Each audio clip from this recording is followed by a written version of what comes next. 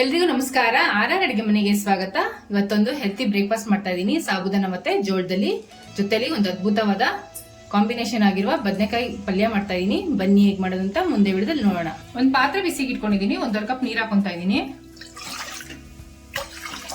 ಇದಕ್ಕೆ ಸ್ವಲ್ಪ ಉಪ್ಪು ಹಾಕೊಂತಾ ಇದೀನಿ. 1-2 ಟೇಬಲ್ ಸ್ಪೂನ್ ಎಣ್ಣೆ.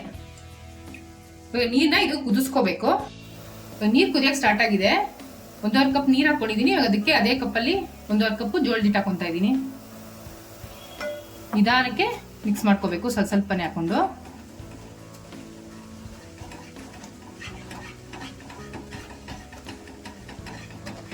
ಇವಾಗ ಸ್ಟವ್ ಆಫ್ ಮಾಡ್ಕೊಂಡ್ಬಿಡೋಣ.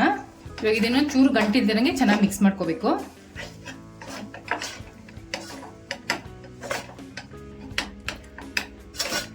ನೋಡಿ ಇವಾಗ ಚೆನ್ನಾಗಿ ಮಿಕ್ಸ್ ಮಾಡ್ಕೊಂಡಾಗಿದೆ. ಒಂದು ಅಗ್ಲಾಕ್ ಪಾತ್ರೆಗೆ ಶಿಫ್ಟ್ ಮಾಡ್ಕೊಂಡ್ಬಿಡ. ಇದನ್ನ ಒಂದ್ಸಲಿ ಚೆನ್ನಾಗಿ ನಾದ್ಕೋಬೇಕು. ಬಿಸಿ ಇರುತ್ತೆ, ಸ್ವಲ್ಪ ಕೈ ಒದ್ದೆ ಮಾಡ್ಕೊಂಡು ನಾದ್ಕೋಬೇಕು.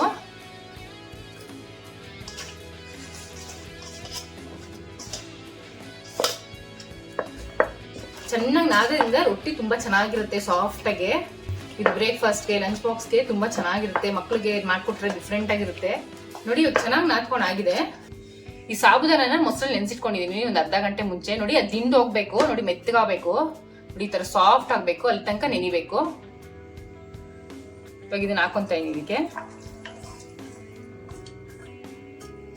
ಒಂದು ಅರ್ಧ ಇಂಚ್ ಶುಂಠಿ ತುರ್ದಿಟ್ಕೊಂಡಿದೀನಿ, ಅದನ್ನ ಹಾಕೊಂತ ಇದೀನಿ. 1 ಟೇಬಲ್ ಸ್ಪೂನ್ ಚಿಲ್ಲಿ ಫ್ಲೇಕ್ಸ್, ಜೀರಿಗೆನ ಉರ್ದು ಪುಡಿ ಮಾಡಿ ಇಟ್ಕೊಂಡಿದೀನಿ, ಅದನ್ನ ಹಾಕೊಂತ ಇದೀನಿ. 1 ಟೇಬಲ್ ಸ್ಪೂನ್ ಅಷ್ಟು. 2 ಟೇಬಲ್ ಸ್ಪೂನ್ ಕಡಲೆಕಾಯಿ ಬೀಜನ ಉರ್ದ್ಬಿಟ್ಟು ಪುಡಿ ಮಾಡಿ ಇಟ್ಕೊಂಡಿದೀನಿ, ಅದನ್ನ ಹಾಕೊಂತ ಇದೀನಿ. 1 ಟೇಬಲ್ ಸ್ಪೂನ್ ಎಳ್ಳು, ಸ್ವಲ್ಪ ಕ್ಯಾರೆಟ್ ತುರ್ದಿಟ್ಕೊಂಡಿದೀನಿ, ಅದನ್ನ ಹಾಕೊಂತ ಇದೀನಿ. ಸ್ವಲ್ಪ ಈರುಳ್ಳಿ ಹೂವು ಸಣ್ಣ ಕಟ್ ಮಾಡಿ ಇಟ್ಕೊಂಡಿದೀನಿ, ಅದನ್ನ ಹಾಕೊಂತ ಇದೀನಿ. ಸ್ವಲ್ಪ ಈರುಳ್ಳಿ ಸಣ್ಣ ಕಟ್ ಮಾಡಿ ಇಟ್ಕೊಂಡಿದೀನಿ, ಅದನ್ನ ಹಾಕೊಂತ ಇದೀನಿ. ಕ್ಯಾಪ್ಸಿಕಮ್, ಇವಾಗ ರುಚಿಗೆ ತಕ್ಕಷ್ಟು ಉಪ್ಪು ಹಾಕೊಂತ ಇದೀನಿ. ಅವಾಗಲೇ ಉಪ್ಪು ಹಾಕೊಂಡಿದೀನಿ, ಸ್ವಲ್ಪ ನೋಡ್ಕೊಂಡು ಹಾಕೋಬೇಕು. ಇವಾಗೆಲ್ಲ ಚೆನ್ನಾಗಿ ಮಿಕ್ಸ್ ಮಾಡ್ಕೊಂಡ್ಬಿಡೋಣ. ನೋಡಿ ಎಲ್ಲ ಹೊಂದ್ಕೋಬೇಕು, ಆ ತರ ಚೆನ್ನಾಗಿ ಮಿಕ್ಸ್ ಮಾಡಬೇಕು. ನೋಡಿ ನೀರೇನು ಬೇಕಾಗಿಲ್ಲ, ಕರೆಕ್ಟ್ ಆಗಿದೆ. ನೋಡಿ ಈ ತರ ಉಂಡೆ ಬಂದ್ರೆ ಸಾಕು.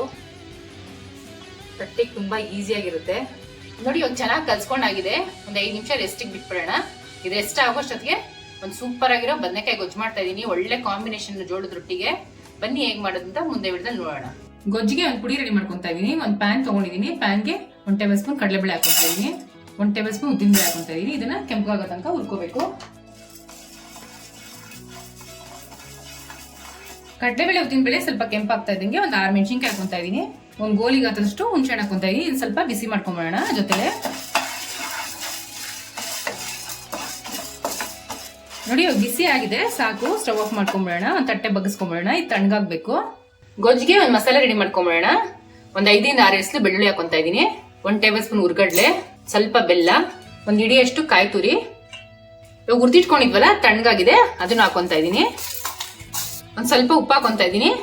ಇವಾಗ ಇದನ್ನ ಪುಡಿ ಮಾಡ್ಕೊಂಡ್ಬಿಡೋಣ. ನೋಡಿ ಈ ತರ ಪುಡಿ ಮಾಡಿ ಇಟ್ಕೊಂಡಿದೀನಿ. ಇವಾಗ ಒಂದು ಗೊಜ್ಜಿಗೆ ಒಗ್ಗರಣೆ ಹಾಕೊಂತಾ ಇದೀನಿ. ಒಂದು ಪ್ಯಾನ್ ತಗೊಂಡಿದೀನಿ, ಅದಕ್ಕೆ 3-4 ಟೇಬಲ್ ಸ್ಪೂನ್ ಎಣ್ಣೆ ಹಾಕೊಂತಾ ಇದೀನಿ. ಇವಾಗ ಎಣ್ಣೆ ಕಾದಿದೆ. ಒಂದು ಅರ್ಧ ಟೇಬಲ್ ಸ್ಪೂನ್ ಸಾಸಿವೆ ಹಾಕೊಂತಾ ಇದೀನಿ. ಸ್ವಲ್ಪ ಕರಿಬೇವು ಹಾಕೊಂತಾ ಇದೀನಿ. ಈರುಳ್ಳಿನ ಸಣ್ಣ ಕಟ್ ಮಾಡಿ ಇಟ್ಕೊಂಡಿದ್ದೀನಿ, ಅದನ್ನ ಹಾಕೊಂತಾ ಇದೀನಿ. ಈರುಳ್ಳಿ ಸ್ವಲ್ಪ ಎಣ್ಣೆಲೆ ಬಾಡ್ಬೇಕು.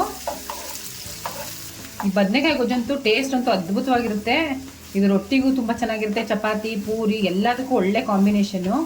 ಬಟ್ ಅದ್ರೊಳಗೂ ಜೋಳದ ರೊಟ್ಟಿಗಂತೂ ತುಂಬಾ ಚೆನ್ನಾಗಿರುತ್ತೆ.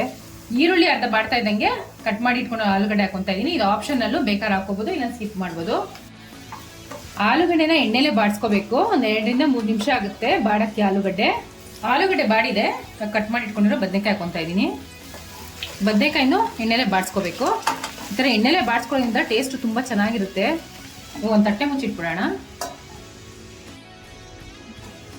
ನೋಡಿ ಬದನೆಕಾಯಿ ಚೆನ್ನಾಗಿ ಬಾಡಿದೆ. ಇವಾಗ ಪೌಡರ್ ಮಾಡಿಟ್ಕೊಂಡಿದ್ದಲ್ಲ, ಅದನ್ನ ಹಾಕೊಂಡ್ಬಿಡೋಣ.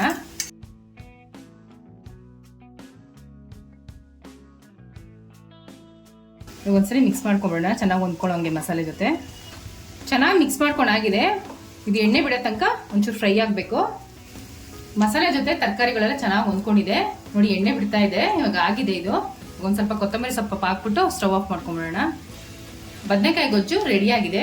5 ನಿಮಿಷ ರೆಸ್ಟ್ ಆಗಿದೆ. ಉಂಡೆಗಳು ಮಾಡ್ಕೊಂಡು ತಟ್ಕೊಂಡ್ಬಿಡೋಣ. ನೋಡಿ ಈ ತರ ಕವರ್ ಹಾಕೊಳ್ಳೋದ್ರಿಂದ ಅಂಟ್ಕೊಳ್ಳಲ್ಲ, ಅದಕ್ಕೆ ಕವರ್ ಹಾಕೊಂಡು ತಟ್ಕೊಂತಾ ಇದೀನಿ ನಾನು. ನೋಡಿ ಇಷ್ಟು ದಪ್ಪ ಉಂಡೆ ಮಾಡ್ಕೋಬೇಕು. ನೋಡಿ ಒಂದು ಬಟರ್ ಪೇಪರ್ ತಗೊಂಡಿದ್ದೀನಿ, ಇದಕ್ಕೆ ಎಣ್ಣೆ ಹಚ್ಕೊಂಡ್ಬಿಡೋಣ ಸ್ವಲ್ಪ.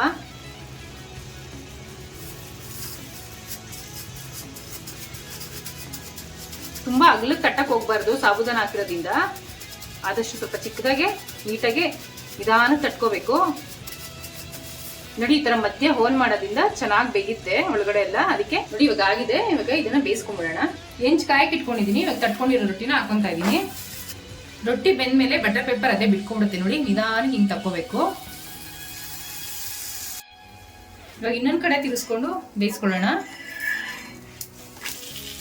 ಇದು ಎಷ್ಟು ಚೆನ್ನಾಗಿದೆ ಅಲ್ಲ, ಮಧ್ಯ ಸಾಬೂದಾನ ಕಾಣಿಸ್ತದೆ ನೋಡಿ, ಎಷ್ಟು ಚೆನ್ನಾಗಿ ಬೆಂದಿದೆ ಅದನ್ನು.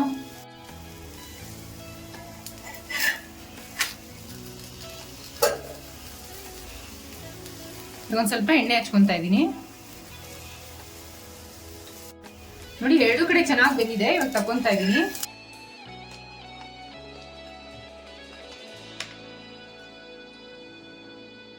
ರೊಟ್ಟಿ ಪಲ್ಯ ರೆಡಿ ಆಗಿದೆ. ಟ್ರೈ ಮಾಡಿಬಿಟ್ಟು ಹೇಗಿತ್ತು ಅಂತ ಕಮೆಂಟ್ ಬಾಕ್ಸ್ ಅಲ್ಲಿ ತಿಳಿಸಿ. Thanks for watching our video.